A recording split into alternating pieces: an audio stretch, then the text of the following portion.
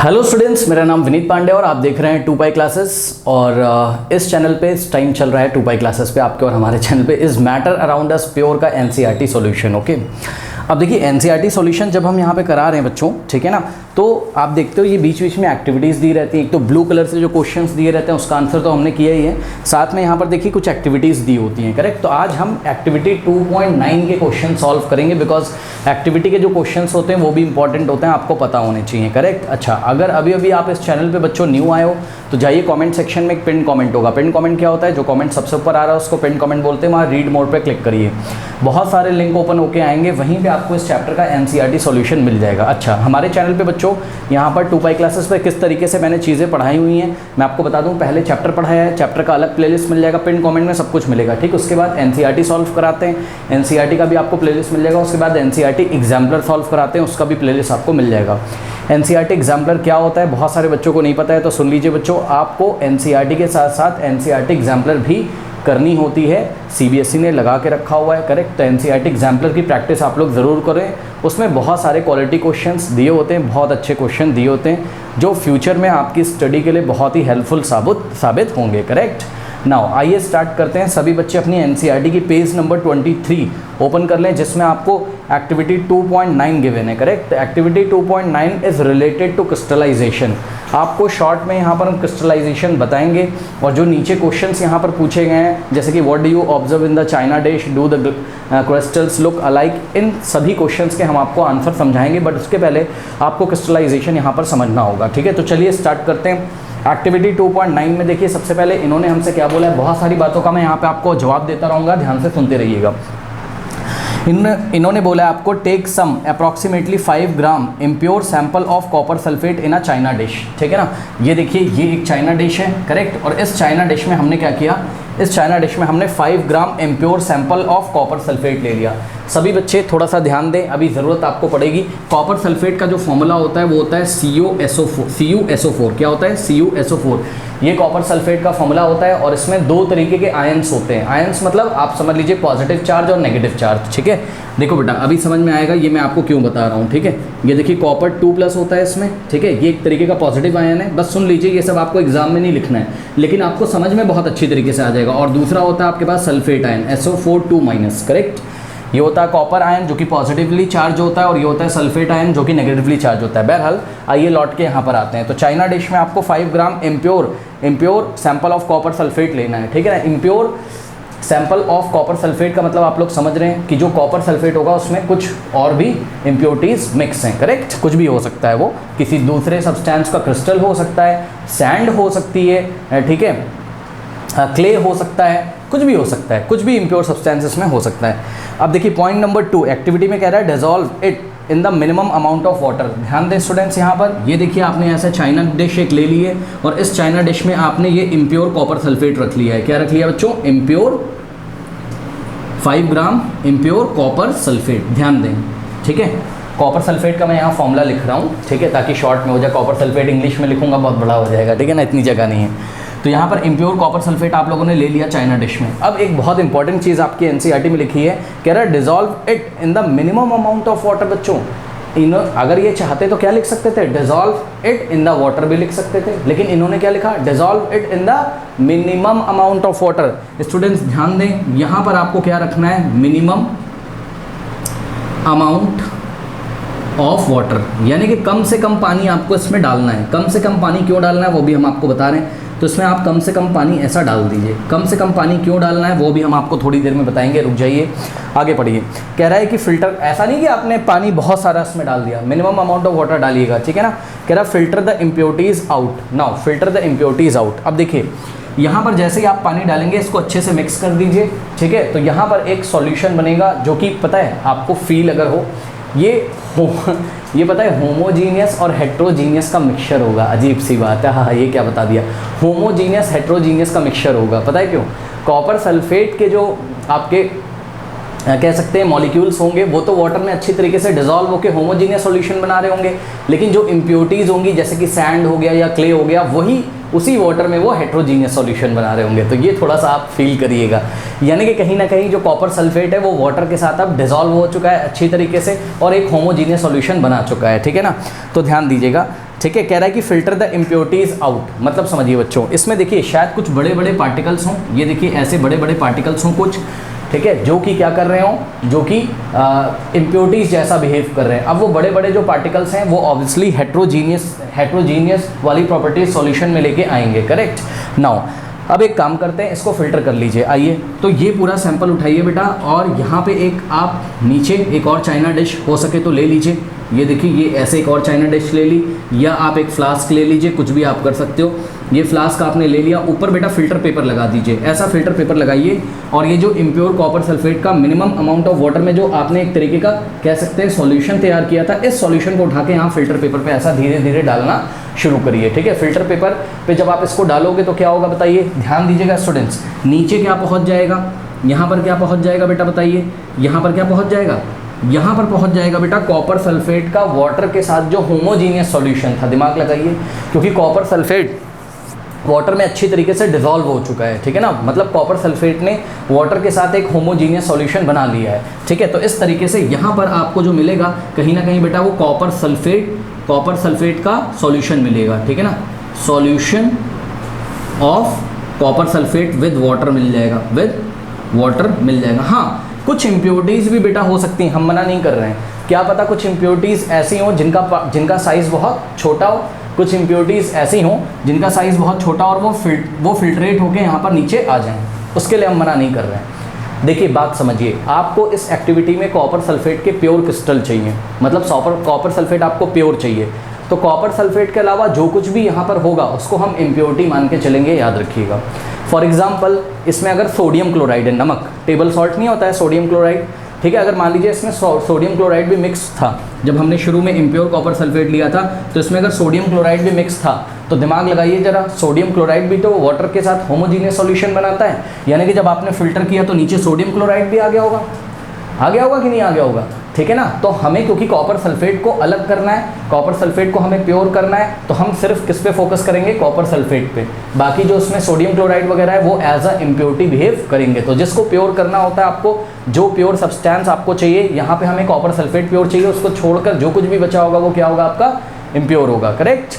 Okay, now बेटा यहाँ filter paper पे ऊपर क्या बच जाएगा बताइए, कुछ रेसिड्यू यहाँ पर बच जाएगा, ठीक है, और वो रेसिड्यू जो होगा, रेसिड्यू मतलब जो बचा कुचा अवशेष होता है उसको हम रेसिड्यू बोलते हैं। तो ये जो रेसिड्यू यहाँ पे बचेगा वो किसका होगा बेटा, इम्प्योरिटीज़ का होगा। तो ये रेसिड्यू होंगी आपकी इम्प्योरिटीज़ होंगी, बड़े बड़े पार्टिकल्स होंगे। तो चलो कुछ हद तक तो इसमें इम्प्योरिटी आपकी सेपरेट हो गई। अब आप करिए एक काम, ये जो फ्लास्क है बेटा, ठीक है, इस फ्लास्क में जो आपके पास यहाँ कॉपर सल्फेट का एक होमोजीनियस सॉल्यूशन है वाटर के साथ, इसको वापस से आप चाइना डिश में डाल दीजिए। ये देखिए एक नई चाइना डिश ले ली, और इस चाइना डिश को आपको बर्नर के ऊपर डायरेक्टली गर्म नहीं करना है। सुन लीजिए, इस चाइना डिश को आपको बर्नर के ऊपर डायरेक्टली गर्म नहीं करना है। यहाँ पर आपको क्या करना है, यहाँ पर एक वाटर बाथ तैयार करना है। ये देखिए एक तरीके का वाटर बाथ है ये, ठीक है। वाटर बाथ क्या होता है, वाटर बाथ बेटा कोई नई चीज़ नहीं है। इसमें क्या करोगे आप, एक ऐसे करके एक फ्लास्क ले लीजिए, या कोई भी एक वेसल बर्तन ले लीजिए, ऐसे कोई फ्लास्क ले लीजिए, इस फ्लास्क में पानी डाल दीजिए ऐसा, ठीक है ना। इस फ्लास्क में जब पानी डालोगे और नीचे से जब आप बर्नर ऑन करोगे, जब आप नीचे से बर्नर ऑन करोगे तो ये पानी धीरे धीरे बॉईल होना शुरू होगा। चेक करिए,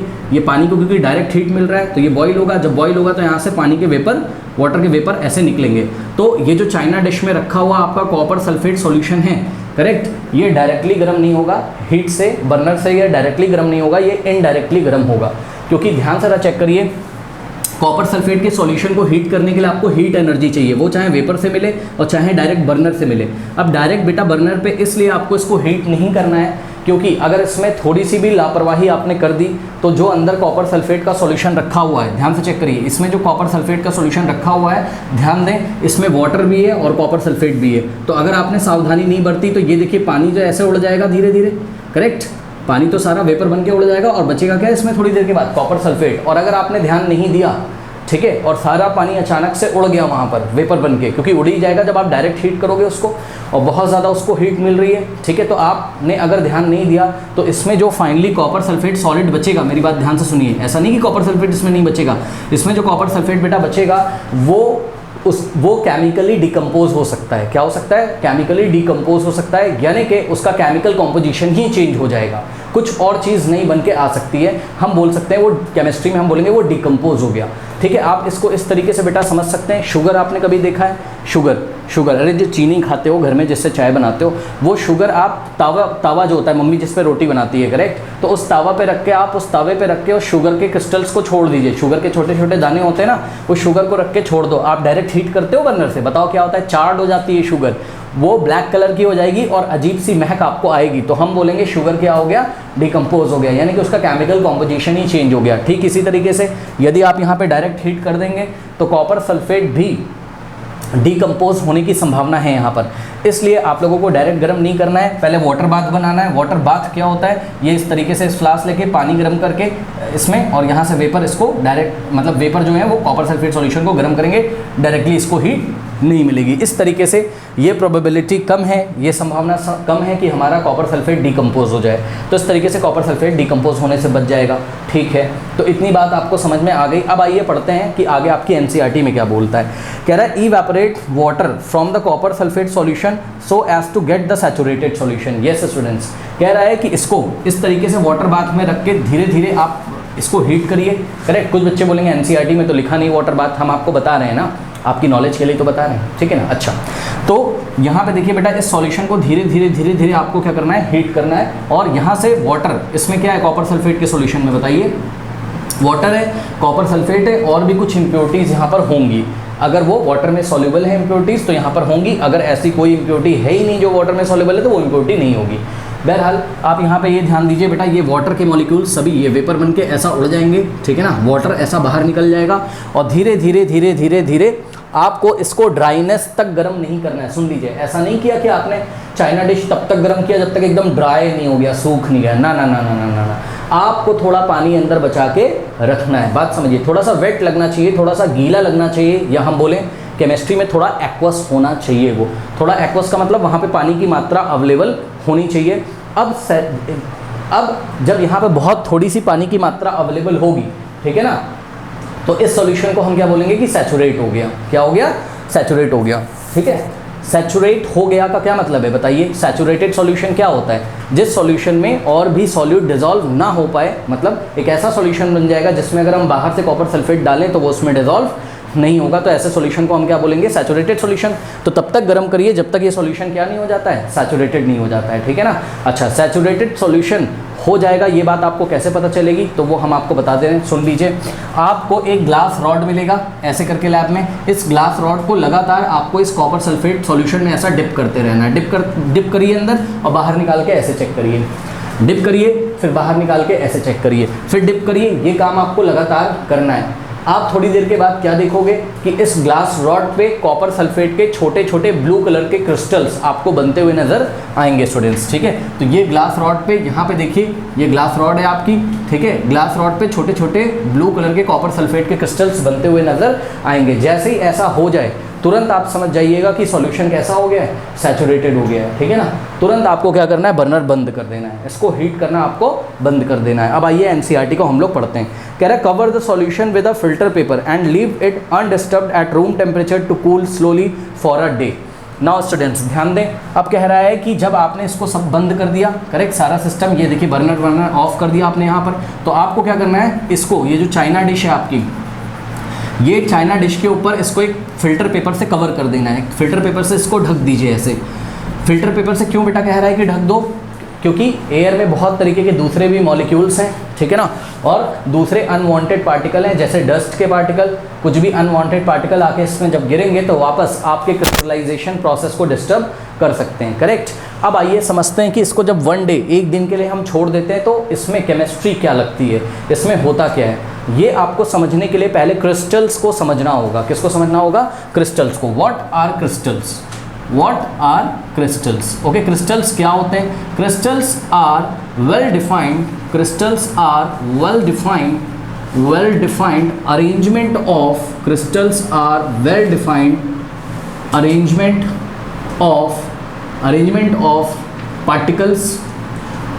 of particles in 3 dimensional space.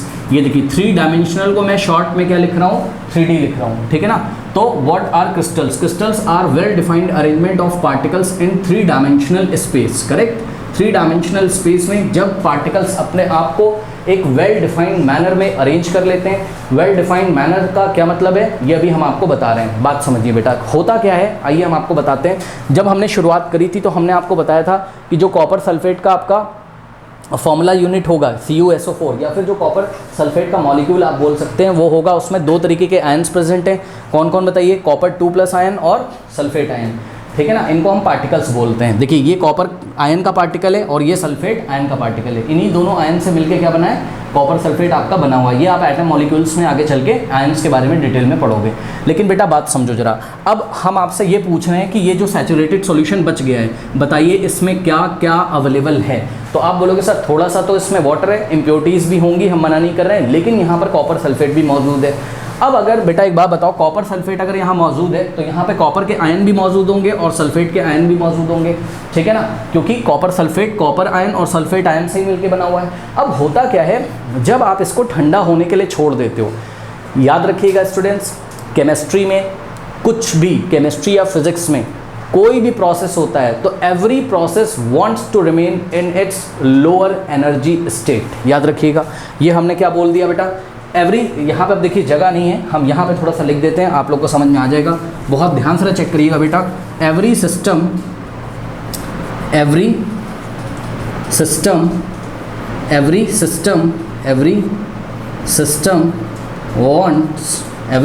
wants to remain, ये क्या बात बोल दी, wants to remain in its lower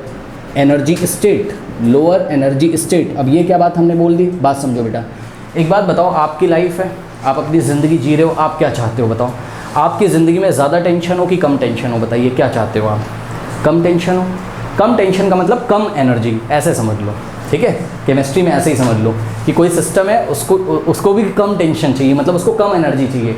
वो लोअर एनर्जी स्टेट में रहना चाहता है, हायर एनर्जी स्टेट में वो नहीं रहना चाहता है। करेक्ट, इस तरीके से आप समझिए। क्या आप अपनी ज़िंदगी में ज़्यादा टेंशन लेना चाहते हो बताओ, नहीं, ठीक है। तो आप अपनी ज़िंदगी में स्टेबल होना चाहते हो। जब आप स्टेबल होगे तो लोअर टेंशन होगा आपके पास, लोअर टेंशन होगा, कम टेंशन होगा। ठीक उसी तरीके से यहाँ पे आप समझ सकते हैं, केमिस्ट्री में जब कोई सिस्टम स्टेबल हो रहा होता है, ठीक है, तो उसको लोअर एनर्जी स्टेट में जाना पड़ता है, या सिस्टम को स्टेबल होने के लिए लोअर एनर्जी स्टेट में रहना पड़ता है। हायर एनर्जी होगी तो सिस्टम स्टेबल नहीं हो पाएगा। अब ये हम आपको क्यों बता रहे हैं, ये हम आपको बेटा इसलिए बता रहे हैं, ये आप लोग नोट कर लीजिएगा। इसको हम हटा देते हैं यहाँ से, सुनिए मेरी बात ध्यान से। ये जो कॉपर सल्फेट में दो तरीके के पार्टिकल्स हैं, अब ये अपना गेम करना शुरू करते हैं जब आप इसको ठंडा होने के लिए छोड़ देते हो। एक बात बताओ बेटा, ठंडा होने के लिए छोड़ रहे हो रूम टेम्परेचर पे, आप इसको क्या हो रहा है बताइए। हीट यहाँ से रेडिएट हो जाएगी कि नहीं हो जाएगी। ये देखिए यहाँ से हीट ऐसे बाहर निकलेगी कि नहीं। पूरे एक दिन के लिए आपने इसको छोड़ दिया, 24 घंटे के लिए, यहाँ से हीट एनर्जी बाहर निकल रही है। सुन लीजिए मेरी बात बच्चों, अगर यहाँ से हीट एनर्जी बाहर रेडिएट होकर निकल जा रही है तो बताइए इसकी एनर्जी लो हो रही है कि हाई हो रही है, बताओ। इसकी एनर्जी लो हो रही है ना, अरे भाई हीट बाहर निकाल दे रहा है ये, तो इसकी एनर्जी क्या हो रही है, लो। यानी कि सिस्टम अब स्टेबल हो रहा है। उस सिस्टम में क्या अवेलेबल है, तो जवाब है उस सिस्टम में कॉपर के आयन मौजूद हैं और सल्फेट के आयन मौजूद हैं। तो होता क्या है बेटा, ध्यान से चेक करिए, हम आपको समझाने की कोशिश करते हैं। कुछ इस तरीके की कहानी यहाँ पर होती है, ये देखिए कुछ इस तरीके की कहानी यहाँ पर होती है। शायद बहुत अच्छा मैं बना ना पाऊँ, देखते हैं।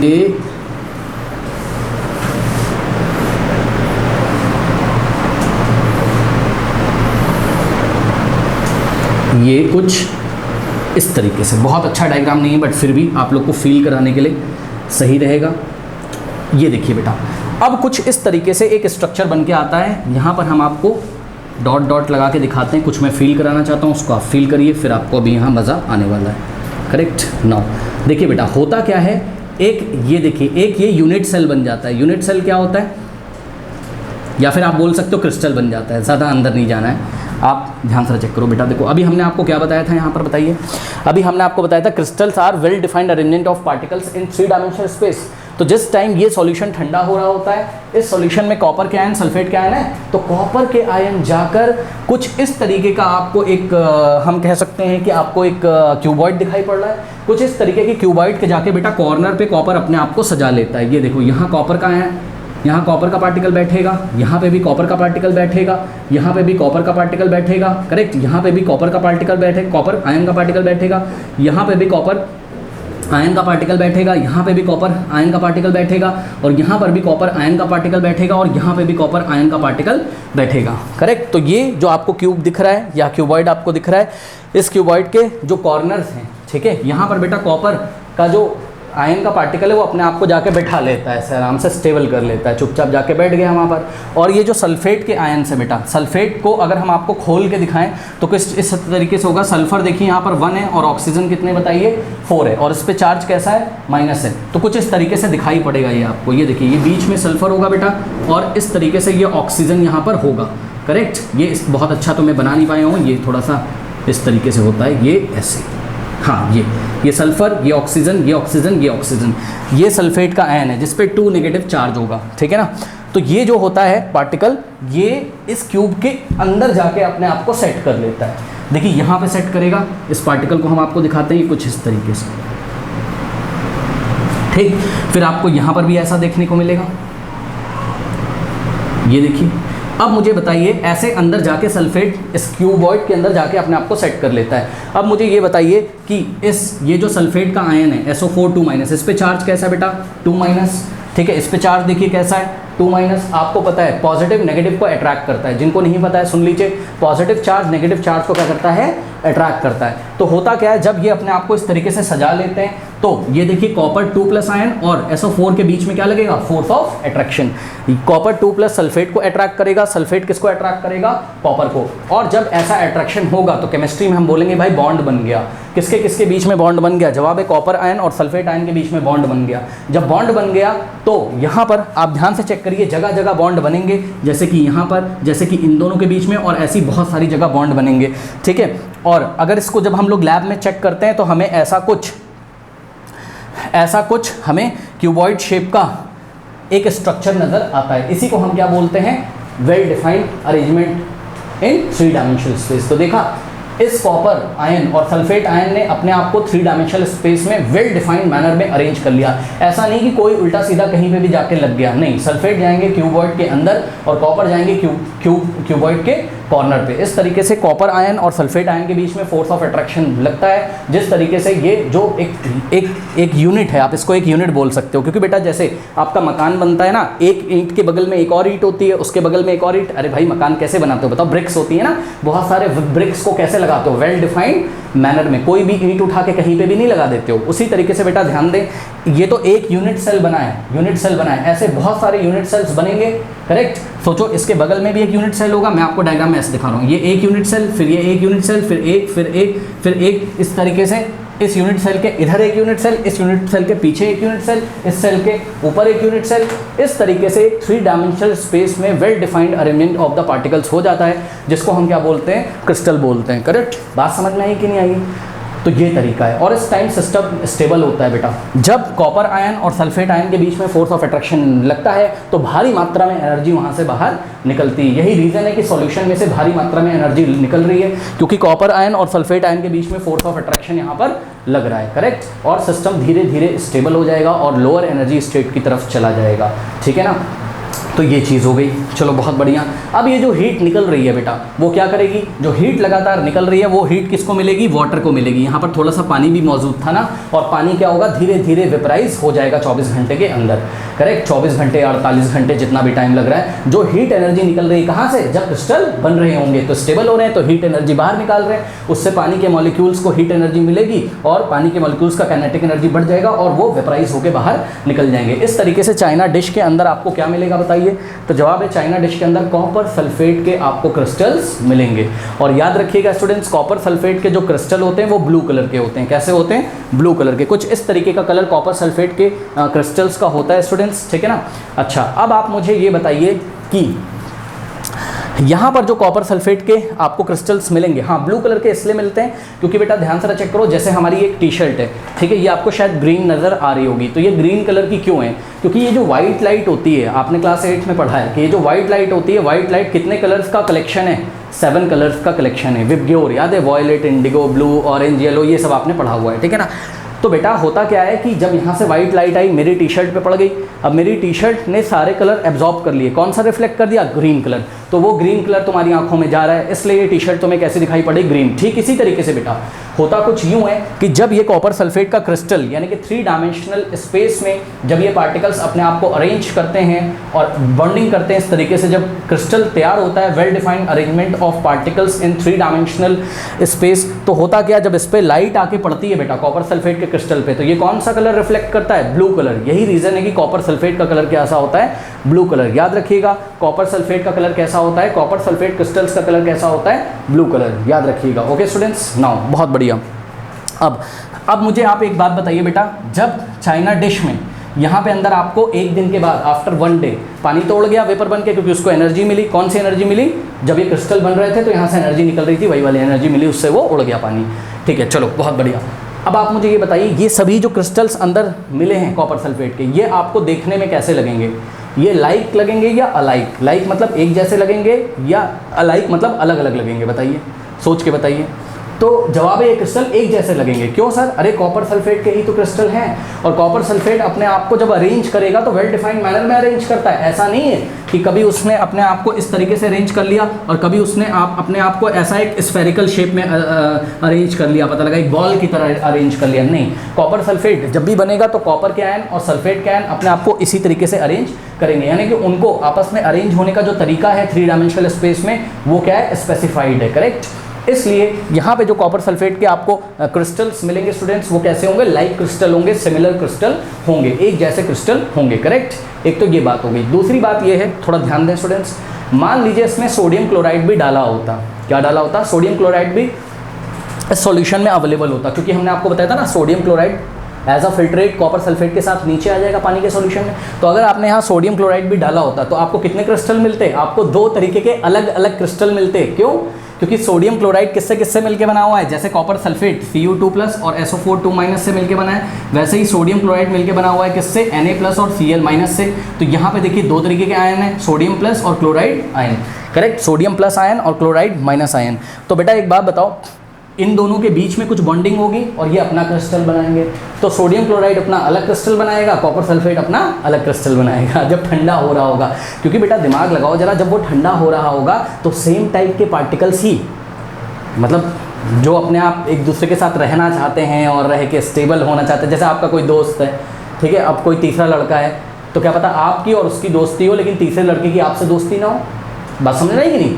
तो इस सॉल्यूशन में आपका copper ion, sulphate ion, sodium ion, chloride सब अवेलेबल है, लेकिन कौन किसके साथ जुड़ना चाहता है? तो जवाब है कॉपर सल्फेट के साथ जुड़ना चाहता है और Na+Cl- के साथ जुड़ना चाहता होगा। तो आपको 2 क्रिस्टल मिलेंगे जो कि कैसे होंगे, अलाइक होंगे, यानी कि अलग अलग होंगे। सोडियम क्लोराइड का क्रिस्टल आपको सफ़ेद कलर का मिलेगा, व्हाइट कलर का मिलेगा, क्योंकि उस पर जब लाइट गिरेगी तो वो पूरी की पूरी लाइट को रिफ्लेक्ट कर देगा। व्हाइट लाइट गिरेगी तो व्हाइट लाइट रिफ्लेक्ट कर देगा।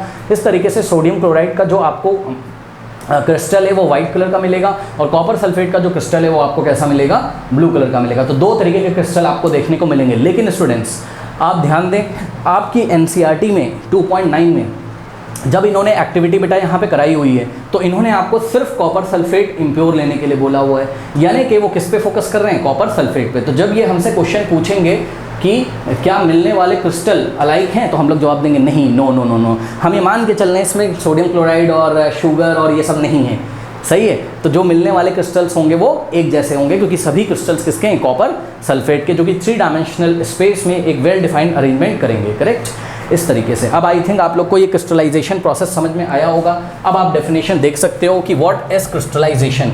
तो the process of cooling a hot concentrated और saturated solution of a substance to obtain crystal is called crystallisation. यही तो हमने किया है। चेक करिए, the process of cooling a hot और concentrated saturated solution of a substance, किसी substance जो कि यहाँ पर कॉपर सल्फेट था उसका हॉट कॉन्सेंट्रेटेड बोलो या सैचुरेटेड बोलो, लगभग बात क्या है, सेम है। कॉन्सेंट्रेटेड का मतलब उसमें सॉल्यूट ज़्यादा है, यानी कि कॉपर सल्फेट ज़्यादा है और पानी की मात्रा कम है, तब आप उसको ठंडा होने के लिए छोड़ देते हो, पहले गर्म करते हो, और जब वो कॉन्सेंट्रेटेड हो जाता है यानी कि सैचुरेटेड हो जाता है तो आपको कूलिंग के लिए आप उसको 1-2 दिन के लिए छोड़ देते हो।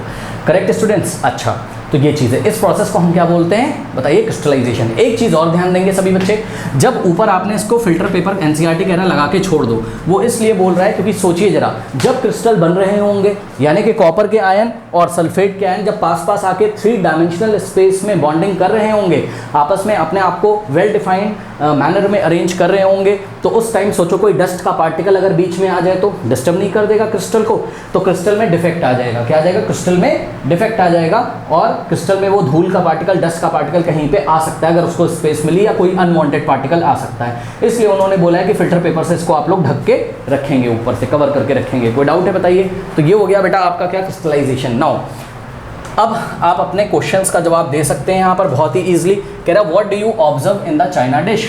जब आप इसको ठंडा होने के लिए छोड़ देते हैं तो आप चाइना डिश में क्या देखते हैं? तो जवाब है हम चाइना डिश में देखते हैं क्या, कॉपर सल्फेट का ब्लू कलर का क्रिस्टल देखते हैं, ठीक है ना, जो कि सॉलिड होता है, ठीक है। तो we observe crystals of pure copper sulphate in the, pure शब्द लगाना यहाँ जरूरी है क्योंकि प्योर कॉपर सल्फेट आपको मिलेगा इन द चाइना डिश।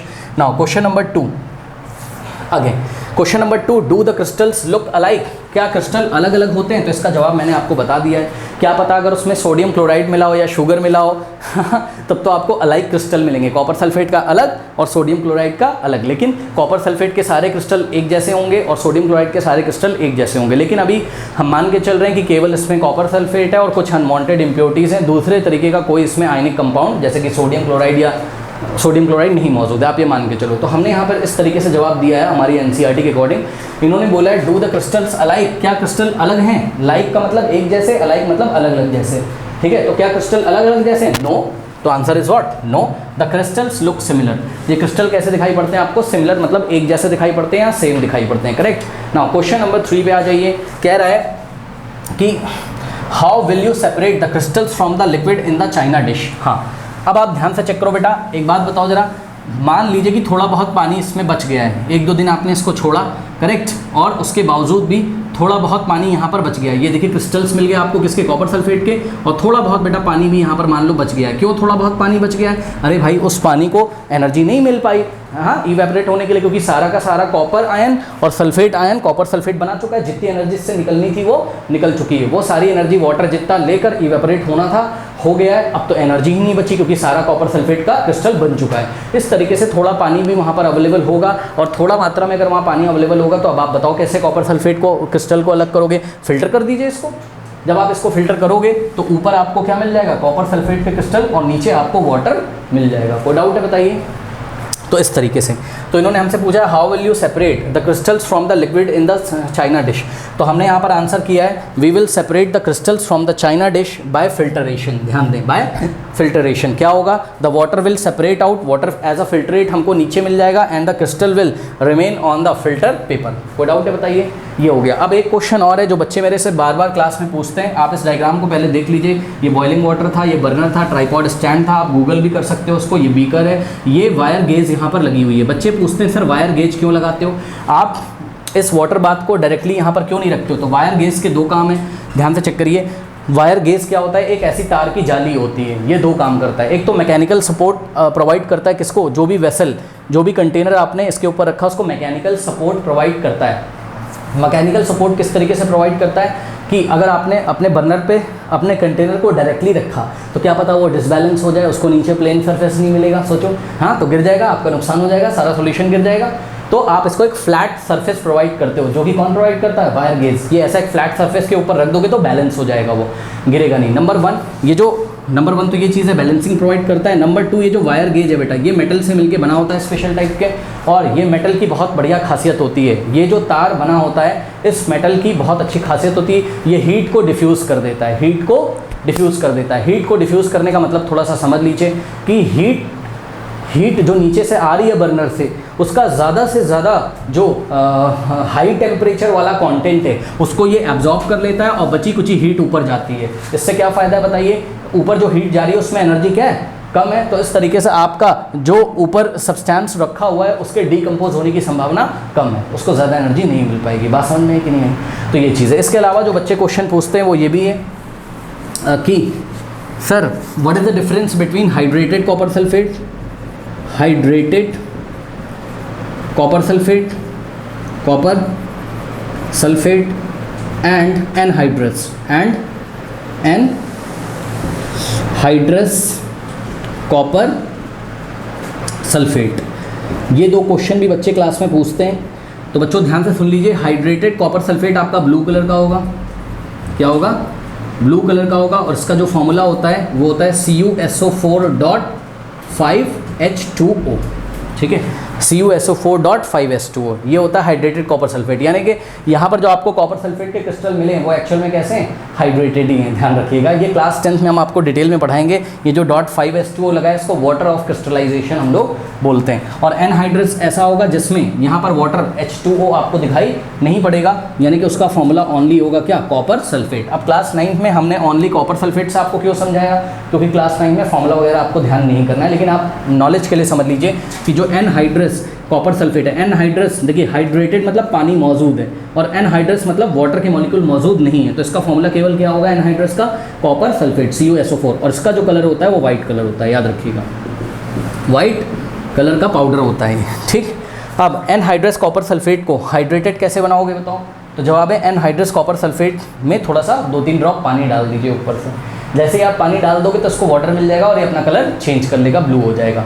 और हाइड्रेटेड कॉपर सल्फेट को एनहाइड्रस कैसे बनाओगे, गर्म कर दो इसको, जब आप इसको हीट कर दोगे तो ये पानी बाहर वेपर बन के उड़ जाएगा, और केवल क्या बचेगा, CuSO4 यानी कि कॉपर सल्फेट, जिसका कलर कैसा होगा, वाइट होगा। ओके, तो आई थिंक बच्चों आपको एक क्रिस्टलाइजेशन समझ में आया होगा और कॉपर सल्फेट की प्रॉपर्टीज़ के बारे में आपको समझ में आया होगा, ठीक है। जो नेक्स्ट क्वेश्चन है उसका सोल्यूशन एंड स्क्रीन पे आ रहा होगा, जाते जाते कमेंट सेक्शन में जो पिन कमेंट है उसको चेक करना ना भूलें। मिलते हैं नेक्स्ट वीडियो में, तब तक के लिए पढ़ते रहिए, बढ़ते रहिए, ऑल द बेस्ट।